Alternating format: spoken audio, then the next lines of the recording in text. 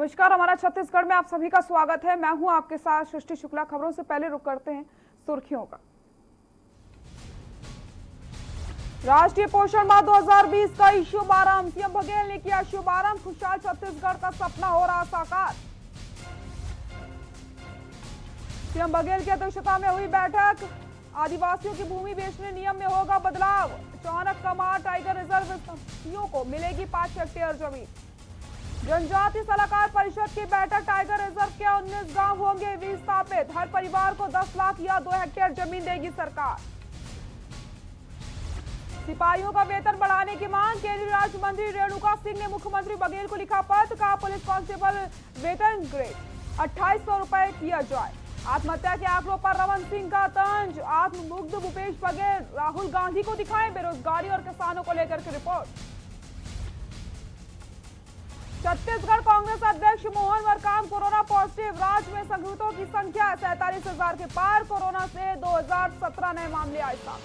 आप देख रहे हैं के न्यूज, खबरों का सारथी। मुख्यमंत्री भूपेश बघेल ने राष्ट्रीय पोषण माह का शुभारंभ किया। वहीं वीडियो कॉन्फ्रेंसिंग के माध्यम से गोधन न्याय योजना के तहत प्रदेश के 76,803 गोबर विक्रेताओं को किस्त में 6 करोड़ 27 लाख रुपए का भुगतान किया गया। इस मौके पर गोधन न्याय योजना ऐप का भी शुभारंभ किया गया है। आप भी देखिए। मुख्यमंत्री ने राष्ट्रीय पोषण माह का किया शुभारंभ। शुभारंभ के दौरान मुख्यमंत्री भूपेश बघेल ने कहा, हमारा लक्ष्य सुपोषित छत्तीसगढ़ बनाना है। सुपोषण अभियान से कुपोषित बच्चों में आई 13% की कमी। मुख्यमंत्री भूपेश बघेल ने किया पोषण रथ का भी शुभारंभ। पुरखों ने जो देखा पूरी ताकत से उसे पूरा कर रहे। बच्चों और महिलाओं को गर्म भोजन दिया जा रहा। मात्र 6 महीने में 60,000 से अधिक बच्चे कुपोषण मुक्त। आंगनवाड़ी कार्यकर्ताओं ने बहुत बढ़िया काम किया। निष्ठा और सेवा भावना की वजह से सुखद परिणाम। कोरोना और कुपोषण दोनों पर लड़ाई लड़नी है। कोरोना काल में भी हितग्राहियों के घर जाकर दिया राशन। गोधन न्याय योजना ऐप का सीएम बघेल ने किया शुभारंभ। गोधन न्याय योजना की तीसरी किस्त का भुगतान। गोबर विक्रेताओं को 6.27 करोड़ का भुगतान। गौठानों में वर्मी कंपोस्ट उत्पादन के लिए टांका निर्माण के निर्देश। 76,803 गोबर विक्रेताओं को हुआ भुगतान। गोबर विक्रेताओं से 3,13,765 क्विंटल गोबर की खरीदी। योजना का लाभ सभी प्रदेशवासियों को मिल रहा। गरीबों और जरूरतमंद तबके के लोगों को मिल रहा लाभ। पूर्व प्रधानमंत्री राजीव गांधी का सपना पूरा हो रहा। गोधन न्याय योजना गरीबों पशुपालकों में काफी लोकप्रिय। योजना से भूमिहीन और गरीबों को लाभ मिल रहा। मुख्यमंत्री भूपेश बघेल ने गोधन न्याय योजना की ऐप को लॉन्च किया। इस अवसर पर उन्होंने पाटन के ग्राम सिकोला के ग्रामीणों से बातचीत भी करी। मुख्यमंत्री सरपंच उषा निषाद से गौठान की स्थिति की जानकारी ली। साथ ही साथ गोबर खरीदी की व्यवस्था की जानकारी ली। साथ ही साथ मुख्यमंत्री भूपेश बघेल ने राष्ट्रीय पोषण माह का शुभारंभ किया। वहीं वीडियो कॉन्फ्रेंसिंग के माध्यम से उन्होंने क्या कुछ कहा, आपको दिखा देते हैं। माह के शुभारंभ के अवसर पर विभागीय मंत्री श्रीमती अनिला भेड़िया जी, हमारे कृषि मंत्री आदरणीय रविंद्र चौबे जी, साथ ही संसदीय सचिव श्रीमती रश्मि ठाकुर जी, महिला आयोग के अध्यक्ष किरणमयी नायक जी और हमारे सभी अधिकारीगण, उपस्थित साथियों, भारत सरकार ने इस माह को सुपोषण के लिए चुना है और जो कुपोषित बच्चे हैं उसको कुपोषण से बाहर लाने का अभियान चलाने का निर्देश दिया है। मुझे इस बात की प्रसन्नता है कि ये काम हमारे छत्तीसगढ़ सरकार ने पहले ही कर लिया। पायलट प्रोजेक्ट के रूप में हम जून माह में 2019 में हमने दंतेवाड़ा को चुना और उस पायलट प्रोजेक्ट से अनुभव लेते हुए उसे फिर बस्तर के अन्य जिलों में उसको फैलाया और 2 अक्टूबर को गांधी जी के 150वीं वर्षगांठ के अवसर पर पूरे प्रदेश स्तर पर इस अभियान की शुरुआत हमने की, जिसमें प्रदेश में जहां 38% बच्चे हमारे कुपोषित हैं और साथ ही 47% महिलाएं एनीमिया से पीड़ित हैं। ये बहुत बड़ी संख्या है और ये अपने आप में बहुत बड़ी समस्या के रूप में हम लोग इसे देखते हैं। यदि 38% बच्चे यदि कुपोषित हो जाएं, 47% यदि महिला हमारे एनीमिया से पीड़ित हैं, तो ये जो समस्या है छत्तीसगढ़ के बारे में कहा जाता है कि नक्सल बहुत बड़ी समस्या है। मैं समझता हूँ ये नक्सल से भी बड़ी समस्या है। यदि हमारे बच्चे ही कमज़ोर होंगे, हमारी माताएं, बहनें, बेटियां यदि कमज़ोर होगी तो आने वाली पीढ़ी निश्चित रूप से कमज़ोर होगा। और इसीलिए इस कार्यक्रम को हम लोगों ने इस समस्या से जूझने के लिए पूरे प्रशासन को हमने लगाया और मुख्यमंत्री सुपोषण योजना की शुरुआत की। हर पंचायत में गर्म भोजन बच्चों को देना शुरू किए, महिलाओं को देना शुरू किए। उसका परिणाम ये हुआ कि 2 अक्टूबर से लेके मार्च महीने तक के जो हम लोगों ने अभियान चलाया, कोरोना जो लॉकडाउन शुरू हुआ उसके पहले तक के तो लगातार हम लोग चलाते रहे। लगभग 6 महीना इस कार्यक्रम को संचालित किया। उसका सुपरिणाम ये आया कि 13% बच्चे हैं वो कुपोषण से बाहर आए। मैं नहीं समझता कि हमारे छत्तीसगढ़ में भी पिछले वर्षों में किसी एक वर्ष में भी इतना प्रतिशत बच्चे कुपोषण से बाहर आए हों जो इस अभियान से। तो जो हम लोग अभियान चलाए हैं वो बहुत सही दिशा में काम हो रहा है। हमारे महिला बाल विकास विभाग के, हमारे जिला प्रशासन के और हमारे पंचायतों से जुड़े हुए लोग हैं, आंगनबाड़ी है, मितानिन है, सब लोगों ने बहुत बढ़िया काम किया है। उसी का परिणाम है ये रिजल्ट आया है। इसे आगे बढ़ाने का आवश्यकता है। अब चूँकि कोरोना काल है, सब लोग डरे हुए हैं, सहमे हुए हैं और ऐसे में इस अभियान को भी संचालित करना है। तो लड़ाई हमारे 2 अलग अलग मोर्चे में हम लोग लड़ाई लड़ रहे हैं। गोधन न्याय योजना के तीसरे किस्त के वितरण के अवसर पर उपस्थित हमारे कृषि मंत्री आदरणीय रविंद्र चौबे जी, महिला बाल विकास मंत्री आदरणीय अनिला भेड़िया जी, किरणमयी नायक जी और हमारे सभी अधिकारीगण और हमारे सभी जिलों से जुड़े हुए सभी अधिकारीगण और तिल्दा नेवरा के हमारे कोहका के सरपंच भाई कुर्रे जी और सभी बहनें, हमारे पाटन के सिकोला से जुड़े हुए उप सरपंच यादव जी और सभी हमारे साथीगण, आप सबको इस अवसर पर मैं बधाई देता हूँ, शुभकामना देता हूँ। पहले किस्त 1,67,00,000 रुपया के वितरण किया गया 5 अगस्त को।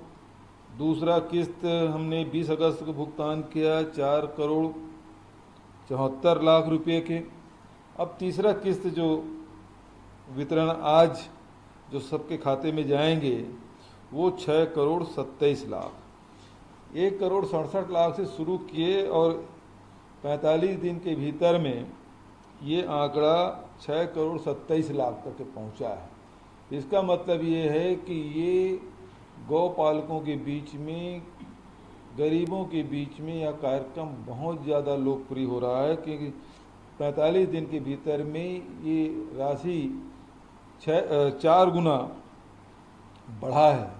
अभी जैसे कृषि मंत्री जी कह रहे थे कि बरसात ख़त्म होते ही ये राशि में 4 गुना और वृद्धि हो जाएगी। इसका अर्थ ये है कि यदि हम प्रतिदिन 1 करोड़ रुपया यदि भुगतान करते हैं तो साल भर में 365 करोड़ रुपया गरीबों के खाते में जाएगा। अभी भी हमको लड़ाई लड़ना है और भारत सरकार के निर्देश है इस माह में हम लोगों को सुपोषण शुरुआत करना है। वैसे भी हमारे महिला बाल विकास विभाग के द्वारा, शिक्षा विभाग के द्वारा मध्याह्न भोजन के लिए जो सूखा राशन है हम कोरोना काल में भी बच्चों के घरों में पहुंचाने का काम किया है। लेकिन गर्म भोजन खिलाना एक दूसरी बात है, क्योंकि अभी जो परिस्थिति है उसके हिसाब से हमारे स्थानीय प्रशासन है, पंचायत है, वो फैसला लेंगे। मैं इस अवसर पर आप सबको बधाई देता हूँ, शुभकामना देता हूँ। हमको सुपोषित छत्तीसगढ़ बनाना है। हमारे बच्चे स्वस्थ हों, मजबूत हों, शारीरिक रूप से, मानसिक रूप से हमारी माताएं बहनें शारीरिक रूप से ताकतवर बने। ये हम लोगों के अभियान है। इस अभियान में सफलता मिलेगी। इन्हीं शुभकामनाओं के साथ मैं अपनी वाणी विराम देता हूँ। धन्यवाद। छत्तीसगढ़ के धान के कटोरा कहे जाने वाले प्रदेश में किसान की सरकार तो बनी, किंतु किसानों के विभागीय अधिकारियों का अत्याचार थमने का नाम नहीं ले रहा, जिसका जीता जागता उदाहरण बेमेतरा जिले के साजा तहसीलदार में दिखा, जहां दिव्यांग सुगंधदास बंजारे की लात घूंसे से पिटाई करने का मामला सामने आया है। आपको बता दें, साजा विधानसभा क्षेत्र की लाडले विधायक व प्रदेश के कृषि मंत्री रविंद्र चौबे जी के क्षेत्र में राजस्व अधिकारियों की मनमानी बढ़ती चली जा रही है। बेमेतरा जिले के साजा तहसील अनुभाग में किसानों के साथ मारपीट, अभद्र व्यवहार का सिलसिला लगातार जारी है। कुछ महीने पहले नवा गांव में किसान को तत्कालीन तहसीलदार प्रफुल्ल रजक द्वारा मारपीट करने का मामला सामने आया था, जिसमें ग्रामीणों में आक्रोश देखने को मिला। जिला प्रशासन के द्वारा शिकायत को गंभीर मानकर साजा से मुक्त करके तहसीलदार का तबादला नाथघाट किया गया था, लेकिन इसी तरह से साजा अनुभाग के वर्तमान एसडीएम आशुतोष चतुर्वेदी द्वारा थाने में मारपीट करने के कारण पीड़ित व्यक्तियों के द्वारा रिपोर्ट दर्ज करवाई गई थी।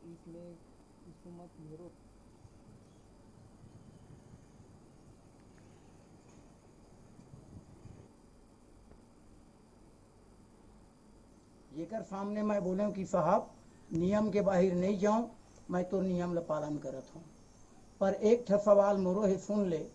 मैं जुर्माना पटाए हूँ तेकर कागज रखे हूँ, केस लड़े हूँ अगले साल तेकर कागज रखे हूँ, एफडीएम ला नोटिस आए तेकर प्रक्रिया पूरा कर लो सर, एकर बाद में हाथ लगवाऊँ। तो वो किथे मैं तुम्हारा कुछ नहीं सुनूंगा, मैं सुनने नहीं आया हूँ, तुम्हारे कागज से मुझे कोई ज़रूरत नहीं है। मस्तूरी क्षेत्र के ग्राम पचपेड़ी में 28 अगस्त को बारिश होने से 20 गायों की मौत हो गई थी। स्थानीय पत्रकार के द्वारा मृत गायों की वीडियोस बनाई गई, जब से जनप्रतिनिधि के द्वारा रिपोर्टर पर दबाव बनाया जा रहा है। कल सुबह सरपंच और जनप्रतिनिधि द्वारा गांव में मीटिंग बुलाई गई थी, जिसमें स्थानीय पत्रकार को बुलाया गया और मारपीट की गई, जान से मारने की धमकी दी गई है। इस घटना से आहत होकर पत्रकार बिलासपुर एसपी कार्यालय पहुंचकर शिकायत दर्ज करवाई है।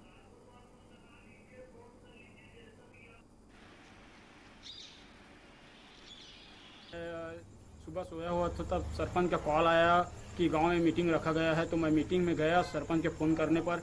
और वहां जाने के बाद गांव के ही 4-5 लोग थे, चुनिंदा लोग, जिन लोग मेरे को घेर के रखे हुए थे, और उनके द्वारा मुझे घेर कर रखा गया था और मेरा मोबाइल भी उन लोग छीन लिए थे।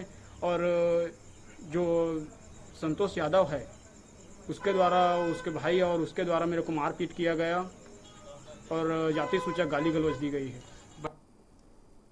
बच्चों को गर्म भोजन देने के उद्देश्य से सरकार द्वारा आंगनवाड़ी केंद्र खोलने का निर्णय लिया गया, जो कि फिलहाल विवादों में नजर आ रहा है। पहले दिन जिले में कोई भी आंगनवाड़ी नहीं खुला और आंगनवाड़ी कार्यकर्ता भी लगातार इसका विरोध कर रहे थे।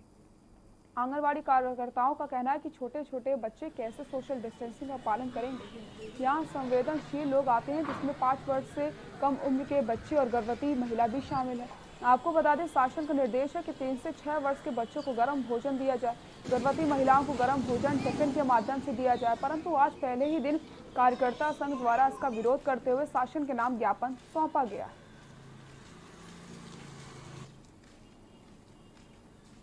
अभी इस कोरोना महाकाल में आंगनबाड़ी को खोलना ठीक नहीं है।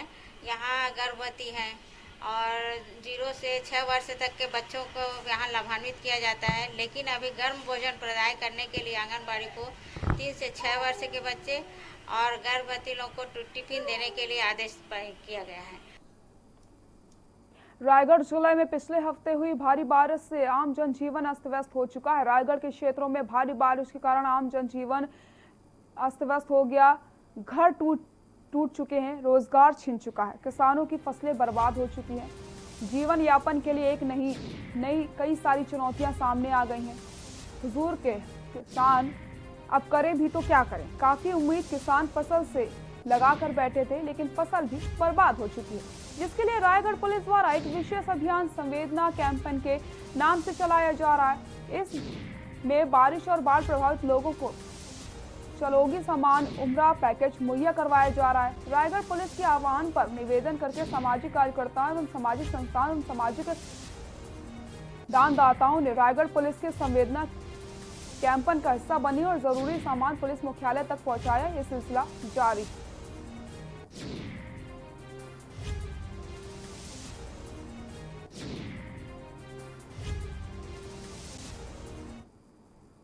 लगातार जो बारिश हुई थी उसमें महानदी के किनारे जितने भी गांव हैं रायगढ़ जिले के, जिसमें पुसौर थाना क्षेत्र, सरिया, सारंगगढ़ और कोसिल थाना क्षेत्र के बहुत से ऐसे गांव थे। वर्तमान में पानी उतरने के बाद बहुत सारे लोगों के पास सामान बह गए हैं, किसी किसी के मकान जो हैं वो अत्यधिक फूट गए हैं। तो जिला पुलिस की तरफ से रायगढ़ पुलिस की ओर से संवेदना अभियान चलाया गया है। इसमें सामान्य लोगों से अपील की गई है कि वो अपने जो उन लोगों के लिए राहत के लिए कुछ सामान जो डोनेट करना चाहें कर सकते हैं। छत्तीसगढ़ के पूर्व गृह मंत्री ननकी राम कंवर के पुत्र संदीप कंवर ने भाजपा नेता देवेंद्र पांडे और उनके पुत्र शुभम पांडे पर मारपीट का आरोप लगाया है, जिसकी शिकायत रामपुर पुलिस सहायता केंद्र में दर्ज करवाई गई। शिकायत दर्ज कराने के बाद भी आरोपियों को गिरफ्तार नहीं किया गया, जिसको देखते हुए पूर्व गृह मंत्री ननकी राम कंवर ने रायपुर सीएम हाउस के सामने धरना प्रदर्शन की चेतावनी देते हुए जल्द से जल्द गिरफ्तारी की मांग की थी। इस मामले को लेकर छत्तीसगढ़ सर्व आदिवासी समाज के जिला अध्यक्ष सेवक राम कंवर ने भी मुख्यमंत्री को पत्र लिखकर आरोपियों के विरुद्ध अनुसूचित जनजाति अत्याचार अधिनियम के तहत गिरफ्तार किए जाने की मांग करी है।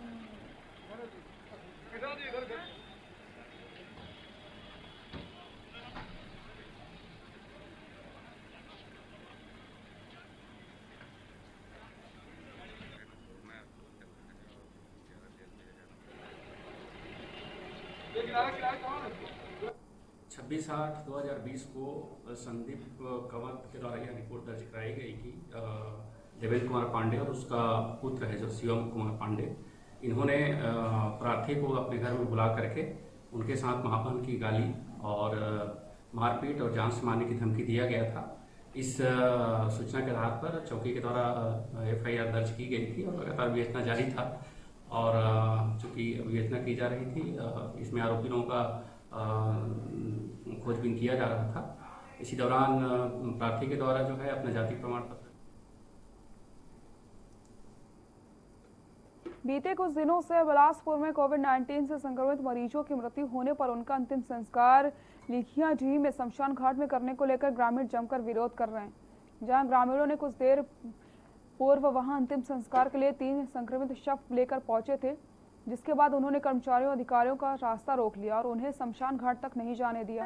इसके कारण वहां का माहौल तनावपूर्ण बन गया। मौके पर पहुंचे पार्षद विजय केशरवानी ने लोगों से बात करी और उन्हें लाशों के अंतिम संस्कार करने के लिए राजी किया। लोगों का आरोप है कि संक्रमित शवों का अंतिम संस्कार के दौरान नगर निगम का कोई भी अधिकारी या कर्मचारी वहां पर मौजूद नहीं होता। लापरवाही के चलते आसपास के लोगों में संक्रमण फैलने का खतरा भी बढ़ रहा है।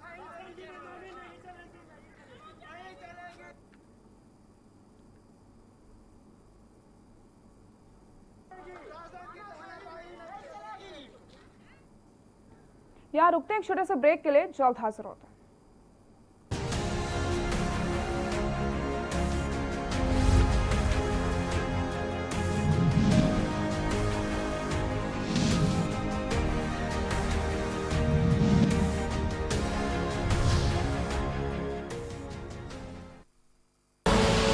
आप देख रहे हैं के न्यूज, खबरों का सारथी।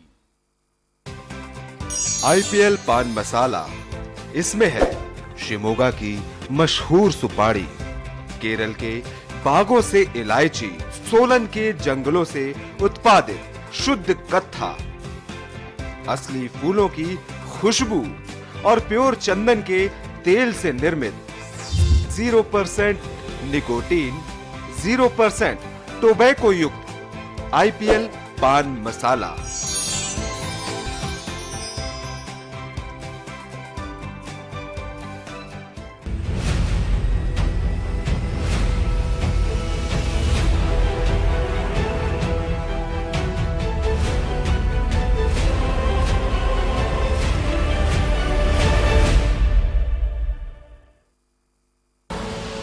आप देख रहे हैं के न्यूज, खबरों का सारथी।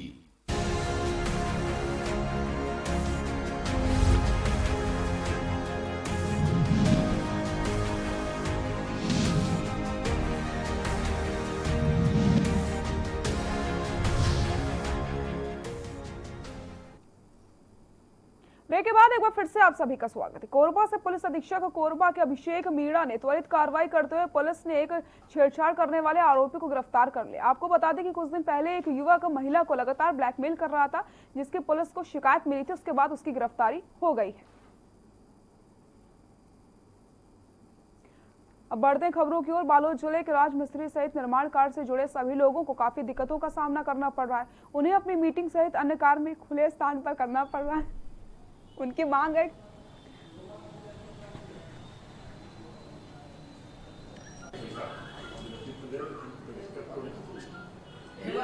निर्माण कार्य को लेकर जुड़े लोगों ने मीडिया को बताया कि लगभग 50 गांव के लोग जो निर्माण कार्यों से जुड़े हुए हैं वह मासिक बैठक के रूप में ग्राम कराए बाजार में शामिल है, परंतु न छत है न कोई भवन है। खुले आसमान के नीचे उन्हें बैठक करना पड़ता है। साथ ही साथ उन्होंने कहा कि बीच बीच में कुछ आयोजन भी उनके द्वारा किए जाते हैं। उनके लिए भवन की कोई व्यवस्था नहीं है, जिसके कारण उन्हें काफी समस्याओं का सामना करना पड़ता है।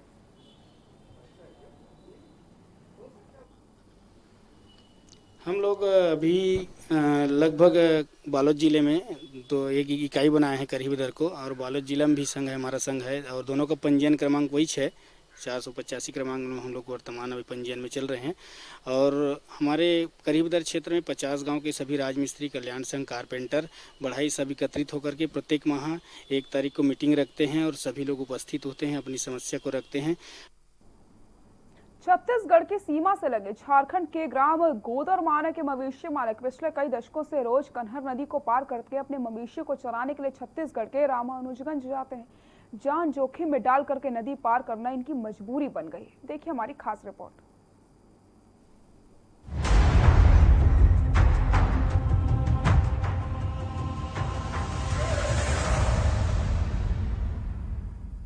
बारिश में जब कन्हर नदी में पानी का स्तर बढ़ जाता है, तब मवेशी मालिक रामानुजगंज की ओर आने के लिए नदी को पार करते हैं। इस दौरान जहां पर पानी की गहराई ज्यादा होती है, वहां पे भैंस की पीठ पर सवार होकर वो आ जाते हैं। हालांकि नदी की गहराई बीच में ज्यादा है।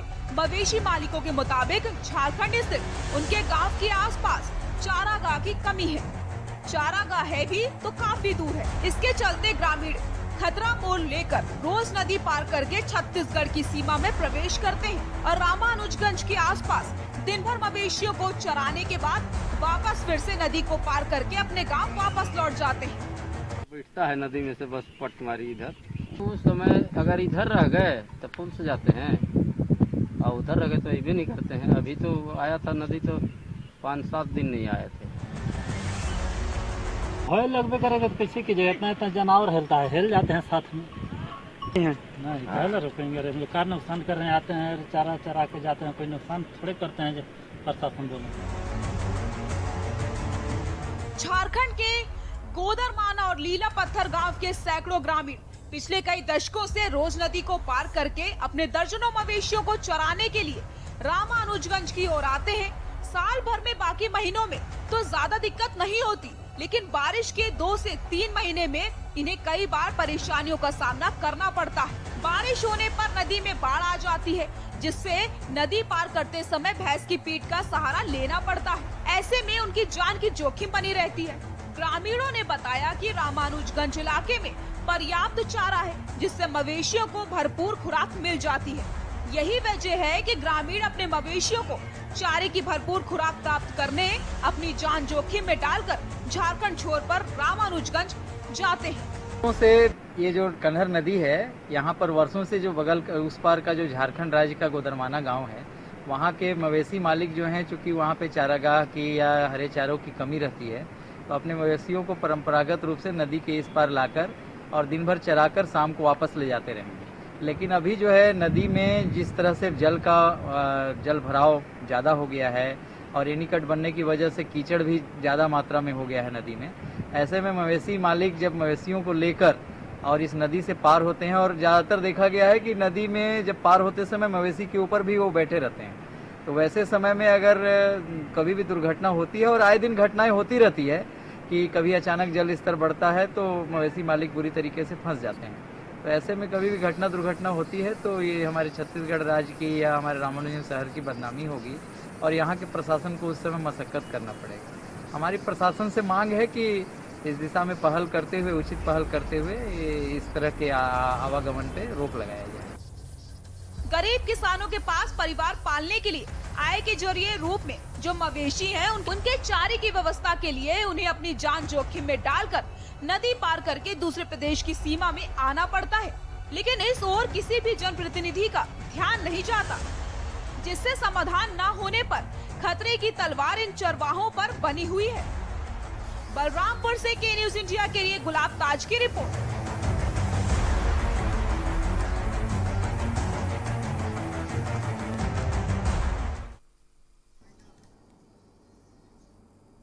बुलेटिन में फिलहाल के लिए इतना ही। देखते रहिए के न्यूज इंडिया। नमस्कार।